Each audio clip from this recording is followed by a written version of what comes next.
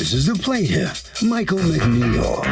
He says he and the defendant were in a relationship, and he bought a car but put it in her name to save on insurance. Well, once they broke up around Valentine's Day, she showed up at his house with two goons who forced him to give them the keys to the car, and they took it. That is his car. He's making the payments on it, and that is why he's suing her for the $4,000 he's owed.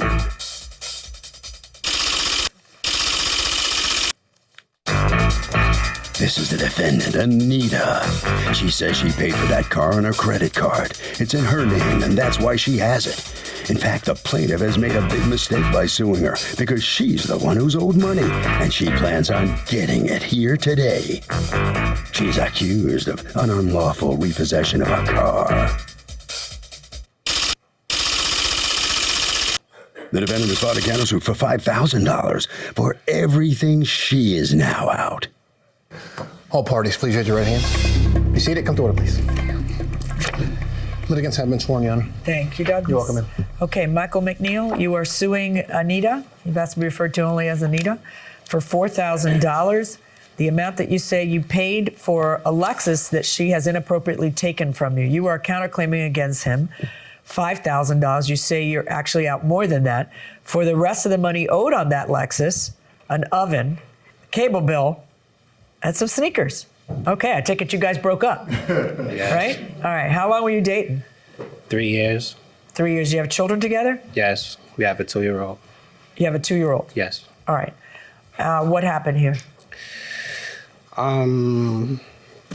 In August, we purchased a car. The car was supposed to be for me. I withdrew $3,000 from my 403B for a 2001 Lexus that cost about $7,000. Okay. It was she. What's a 403B? Some kind of pension? Right. Okay. So you went to your pension, took some money out, but not enough to cover the car. You needed her to cover how much of it? Approximately $3,500. So more than half of it. Right. So what happens? On February 28th, she, we broke up prior to February 28th, and How did you guys break up? Why? pretty much because we weren't getting along, I would say. Who broke up? I broke up with her. Okay. A couple of weeks before that, she broke up with me, but we got back together. After getting back together, again, it seemed like we weren't getting along. There were like disagreements over stuff, and then we were making arrangements for her to move in with me, and I felt a little pressure from that because we were getting in different arguments and stuff like that. And Did she ever move in with you? no, not exactly, no. But she bought an oven for your place? Right. Explain that one. The oven that was there currently was not in like a proper condition. Like I have children, I have a child and I have another child also. So I have a total of 2 children. And just to have the oven, I have evidence of what the old one looked like and what the new one was. Yeah, but you weren't even living there yet. Because we were getting the house together to make it in livable condition. Okay. So she buys a new oven for your place. That's true, right? Yes. And where's the old oven? It gets tossed? They took it. The same people that brought the new oven took the old oven. Okay. So then what happens? On February 28th, she decided that, I thought everything was cool between us. I think we broke up. I thought we broke up on good terms because, like, we spoke still. And as far as I'm concerned, the possibility was there that we still could have gotten back together again. But at 8 o'clock at night, she came to my house with her. How long after the breakup? A few weeks, 3 weeks, Okay. 2 weeks. She came to my house with Unannounced? Right. With her uncle and some guy I never saw before. I had my other daughter in the house, and I was making dinner, and they came to my front door saying, and they had a pickup truck, and she was saying that she wants the oven. And I just spoke She to her. had never mentioned about that before? No. Had anything happened where she perceived you to be disloyal or whatever? Because according to you, you're getting along fine, and then all of a sudden, without any notice, she goes to take your oven during dinner time. If that's true, then had something happened in between that she got mad at? It's possible something. You don't have a theory? No. Okay, now over to you. Basically, the plaintiff was unfaithful in a very disrespectful way, verbally abusive. How was he unfaithful? Cheated on you? Cheating. How did you find out? Through messages, women that actually showed up to his front door while I was there visiting with our daughter. When you were still together or afterwards? When we were together. Okay, let me ask you a question. The oven, did you come unannounced with a truck? We spoke. We don't have any text message. Actually, there is a message that I sent to him saying that I'm going to make arrangements to get the oven, just like I made arrangements for the cable to be disconnected, because that was another thing that was set up because he couldn't have cable in his own name because he owed the cable company money. These weren't all red flags to you?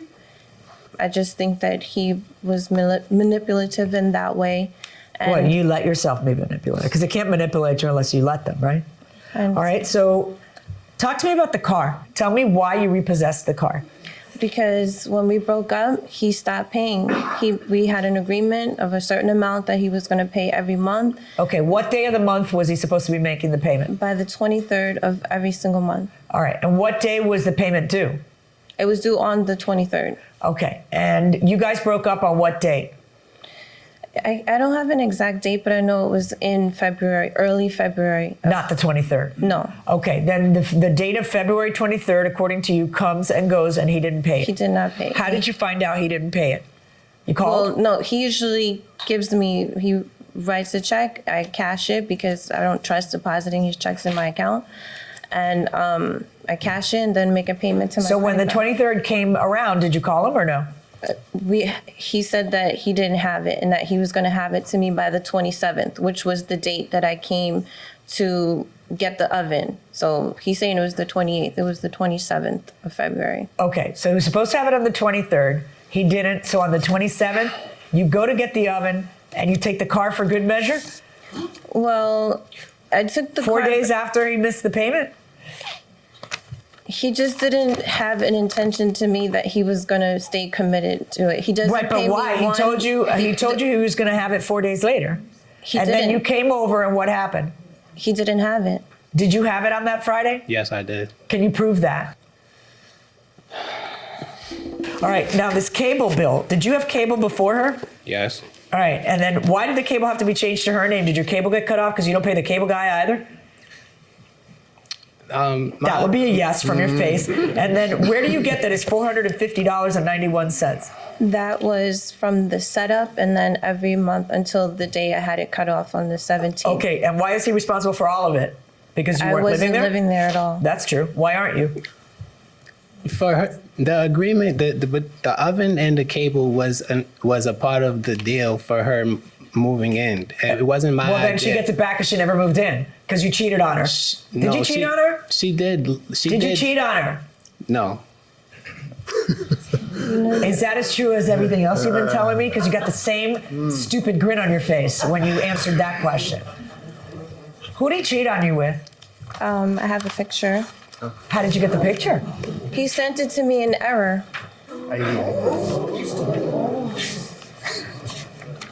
That's not a picture of cheating. Oh my gosh, you have a little broken heart next to his name on your... It's an You actually put it emoji. in the phone book. You put a little broken heart next to his name. That's not her? Well, I don't know exactly. Is this her? This woman came to his home while I was there with our child, and they had some kind of fight outside the door. What woman shows up to a man's house and if just A like woman's that? going to be unannounced? limping back to her car if it's my house. Is that her? That's a friend of mine. Okay, why would she come to your house and start arguing with you? I don't. You don't have a lot of answers. What's this with the sneakers? Seriously? He asked me to buy him a pair of sneakers. Were and you that supposed to he pay her would- back for the sneakers? Yes. And did you? No. Why not? I didn't get a chance to yet. You didn't get a chance to. When were the sneakers purchased? January 14th. And you broke up a month later. Why don't you stop buying men? How's that for a plan? Who's the lady with you? My sister. Okay. Have you had a chit chat with her? Yes. Okay. What's wrong with you? You have 2 children depending on you. And then you take the car after 4 days after he missed a payment. And I got to decide if that's a material breach or not. Everything he asked me for was contingent on his promise to pay back. It wasn't just, I'm just doing it just to be doing Right, but it. if you didn't pay the bank, you were 4 days late for the bank, you think the bank would repossess your car? Okay. If you borrowed money from your sister to pay for the car and you were 4 days late, would your sister repossess the car? This repossession happened because you hate him, because he cheated on you. You're like, you were waiting for that miss. And how stupid are you that you don't realize that she's waiting for the miss to go ahead and take the car? Welcome back to the People's Court. Harvey Levin here. Interesting question. 2 unmarried people, okay, live together. Let's say they break up and it ultimately has to be a judge deciding who gets what. Should it be relevant to the judge if one of them was unfaithful? Yes. Why? Guilty. Guilty. Because Why? he's guilty. Well, why are you assuming it's he? Because she's guilty. Why should it be relevant, or should it? Well, I think it'd be relevant because, from my understanding, isn't California like a common type of? No. Oh, it's not. No. Oh yeah. If it's a situation where There's 2 people living together. Should it be relevant on who owns what? That one person cheated. definitely. Why? Why? Yeah, why? I think that's a hard question to answer. It is, isn't it? It's a very hard question. Okay, you get a real quickie here. No. Why? Because they're not binding by law. What they brought to the apartment is theirs, and they should be It able has to. nothing to do with who did what outside. Exactly, has nothing to do with it. Gotcha. Point going inside the courtroom. Let's talk about a couple of the easy stuff, and then we'll talk about the harder stuff. The sneakers, he agrees he owes you. The cable, he agrees he owes you. No, Oh, why not? because she enjoyed it also, and then I didn't ask for the cable. So if it I was go hers. over his house, I have to pay for cable? She I hadn't didn't- even moved in yet. But I didn't. She Okay, was there. I find he owes you. And then the oven, which is a little bit stickier. The oven you clearly paid for. The oven you paid for thinking you were going to move in. You end up not moving in. Oh, what happened? When you went there that day, the police didn't let you take the oven? Right, because Did you go there for the oven and the car, or just the oven? I actually came for both. Okay. So I'm going to order him to pay you for the oven. And then the car is obviously the more complicated and difficult question. Once you repossess it precipitously, I'm not going to order him to pay the rest of the car loan because it was 4 days I don't think is appropriate. I think you went over there not because you feared, oh, he showed every indication of never paying me. No, you went over there because the guy cheated on you and you wanted to take the car. You're an idiot, and you should never have been 1 minute late. If you hadn't been late before, why would you give a woman whose wrath you have incurred? Oh, I thought we broke up under good circumstances. Yeah, that was going to happen. She thinks you stepped out on her. You don't think that the first slip up you have, you're losing your car? You're nuts. To tell you the truth, Your Honor, I don't want to know. She would have. I don't want to know. I've already heard more from all of you than I wanted to hear. Okay? So in this world of rough justice, when I subtract and add all those things, all right, I'm going to order you to pay back $1,000 on the Lexus, but you can now go sell that Lexus so that you can defray the cost of whatever's left in payments. And I'm going to order you, the net judgment is that he has to pay you $426.34 because he would have had to pay you $1,436.24. But I'm going to cut him some slack over the precipitous repo. You got me? And if it doesn't make sense to you, then this is what happens when you leave your decisions in someone else's hands when your decisions are this messy. Because it does make sense to me. $426.34, verdict, net judgment in favor of the defendant. That's my verdict. Thank you. Both sides collect somewhat, and you will be paying her on the offset. So step in here, and your reaction to this ruling now? I just think it's really not fair. Did you accidentally text her that picture of that girl causing this whole thing to blow up on you? Yeah, but How'd that happen? It's just an accident. Accidental text to the wrong person at the wrong time of the wrong thing? But it wasn't even recent. It was dated back. Did you step out on her? I mean, you know, women don't like that. Yeah, women don't like a lot of things. Okay.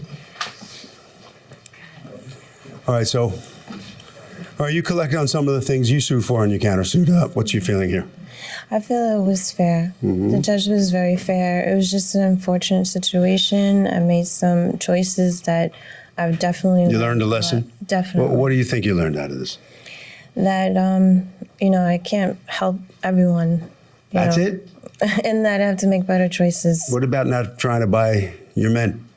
I don't think I was trying to buy him. Again, I was just trying to help. Yeah. Harvey? Okay, Kurt, it's very clear that the judge is under the weather, which brings up the motto, neither rain nor sleet nor snow will prevent the administration of justice. And that will do it for this case. Litigants for the next case on the way into the courtroom right now.